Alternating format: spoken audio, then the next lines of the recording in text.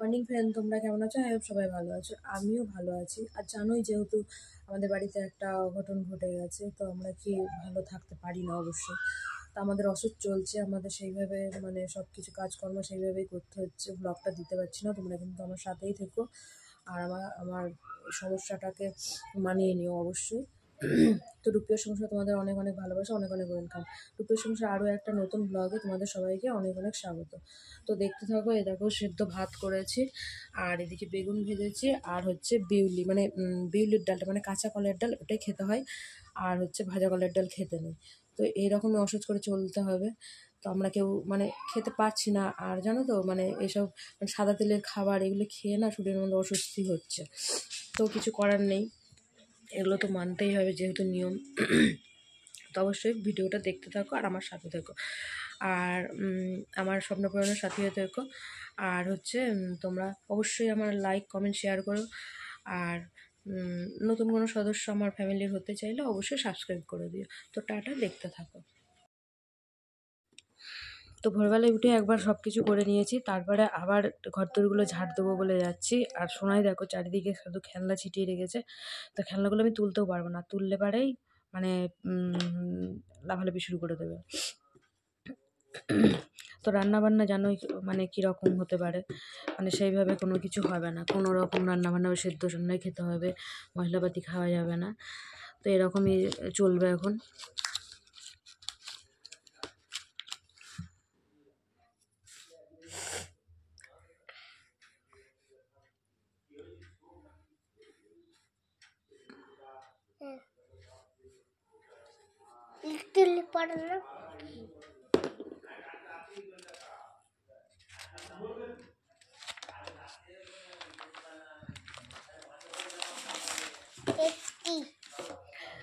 দিয়ে ঝাড়টা দিয়ে নিলাম, নিয়ে খেলনাগুলো গুছাবো, তো গুছাতে দিচ্ছে না, বায়না করছে যে গুছাতে হবে না।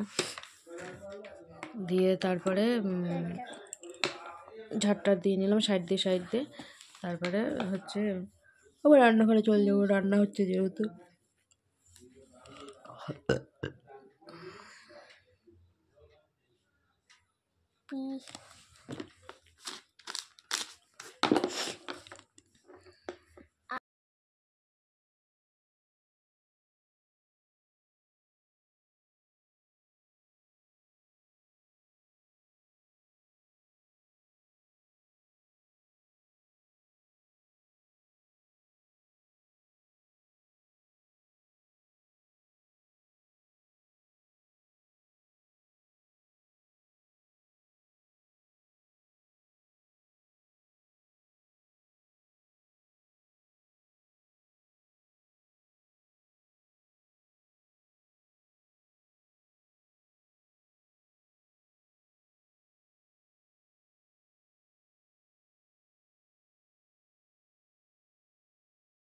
তারপরে চারটি যে কেচেছিলাম জামা কাপড় সেগুলো সব মেলে দিতে উঠলাম, মেলে দিলাম। তো আজ পরে দেখলাম ভালোই রোদ উঠেছে, সেগুলো কিন্তু সব শুকিয়ে গেছিলো। পরে নিয়ে এসে সন্ধ্যাবেলায় গুছিয়ে নিচ্ছি। তো এখন এগুলো সব মেলে দিলাম, শুকালে শুকাবে, আর এগুলো জল ঝরে গেলেও তো হয়ে যাবে।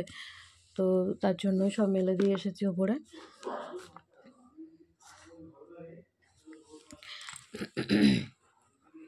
আর চারিদিকে দিয়ে দিতে হচ্ছে, মানে পাশে দিয়ে ঝুলিয়ে দিচ্ছি।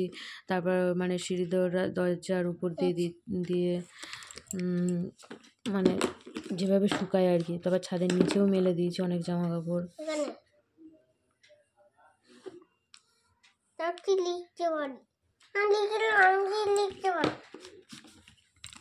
ওকে লিখতে দিয়েছি, আর ও বগর বগর করেই যাচ্ছে। আর কাপড়গুলো সবাই সেদিনকে সব পরেছিল, আমার মা পরেছিল, আমার ননদরা সব পরেছিল, তার জন্য কাপড়গুলো সব কেচে দিয়েছি। পরে থাকলে পরে থাকবে, না করে নিলে মনে হবে কেমন একটা, মানে তার জন্য সব গুছিয়ে রেখে দিচ্ছি। আর কাচতে হবে কিছুদিন পর থেকে, অনেক অনেক কাচা হবে। শীতকাল বুঝতেই পারছো, অনেক জামা কাপড়, অনেক মানে কম্বল মম্বল কাঁথা সবই কাচতে হবে, প্রচুর পরিমাণে কাচা।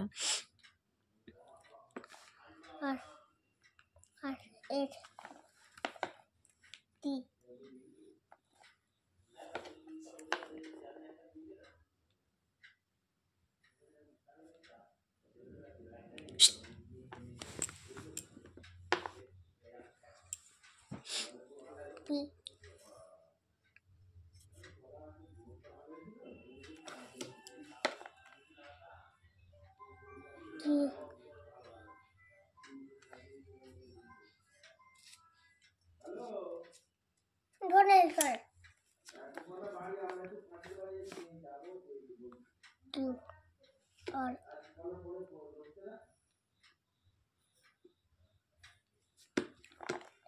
8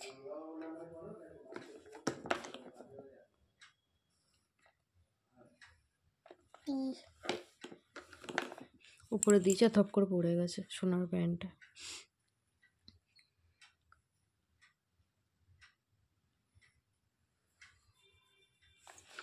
বিরক্তিকর ব্যাপারে যে জল নিংড়ানো হয় না, জল চিপতে পারি না একদম, মানে অসুবিধা হয়ে যায়। আর কাশিটাও এখনও কমেনি।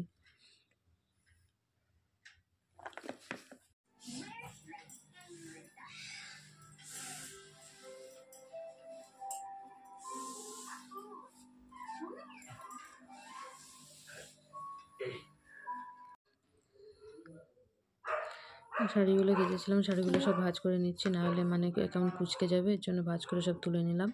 और গেলে কি লেখা হয়েছে?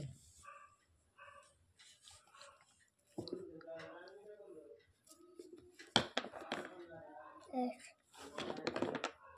3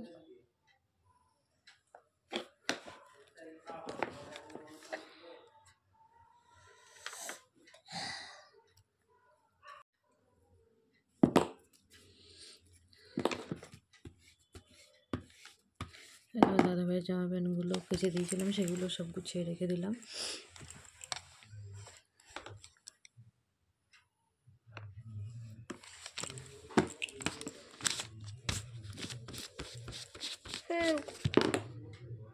घंटे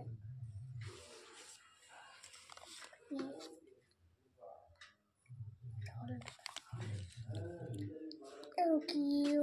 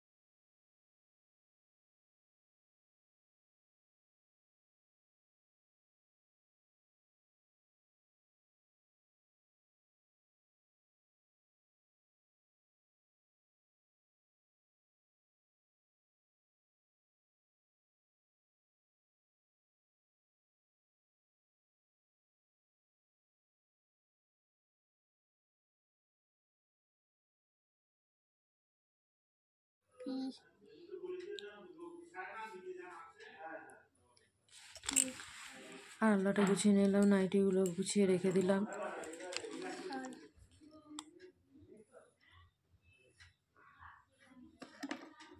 एक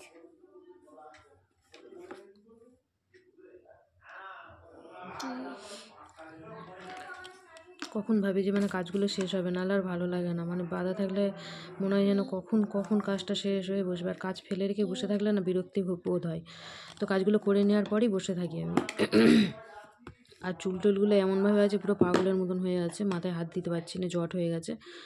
তো উপায় তো নেই, ঠিক আছে, দেখতে থাকো অবশ্যই আমার ব্লগগুলো।